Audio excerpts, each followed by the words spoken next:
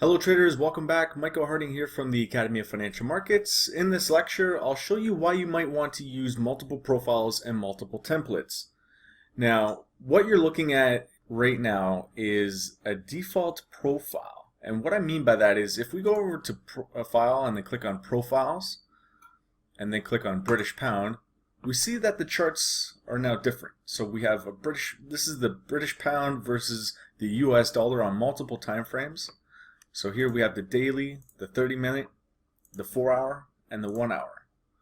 But this profile, we might consider having British pound crosses. So we might include pound Swiss franc, and we might include pound Japanese yen, and so on.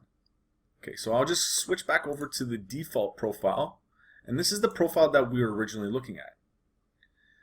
Now, you might want to have your default profile set up that includes all of the major pairs that you mostly trade.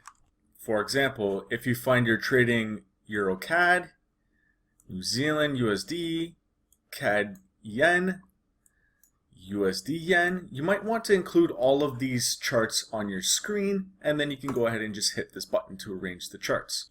The advantage of having it set up this way allows you to spot trends and patterns that are starting to present themselves with trading opportunities. For example, if we're starting to look at USD Yen and we're noticing that it was having a difficult time breaking above the 114 handle, and we are starting to see some bearish momentum starting to accelerate towards the downside, we might consider switching from the default profile over to a USD Yen profile. So what I'll do is I'll go ahead and create a USD Yen profile, and I'll start by clicking on the British Pound, and I'll just close these down here, and I'll just load USD Yen. What I'm doing here is loading USD Yen multiple times because I want to look at USD Yen on multiple time frames. So in the top left, I'll have it set for a 5-minute time frame. Next to it, I'll have a 15. Then I'll look at it in a 1-hour, and then I'll also look at it on a daily. The reason I want to look at it on a daily is because the daily is the pattern and the time frame that gives me the overall feel for what's happening with the particular pair.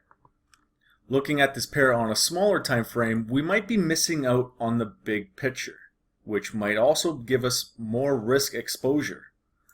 For example, if we're looking at USD Yen on the 5-minute and we're noticing that we're starting to see some bearish momentum accelerating to the downside, but on the larger scale, the trend is actually pointing more in an upwards pattern formation.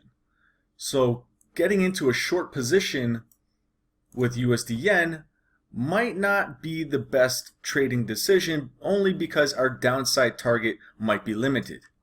Now let's switch back over to our default profile.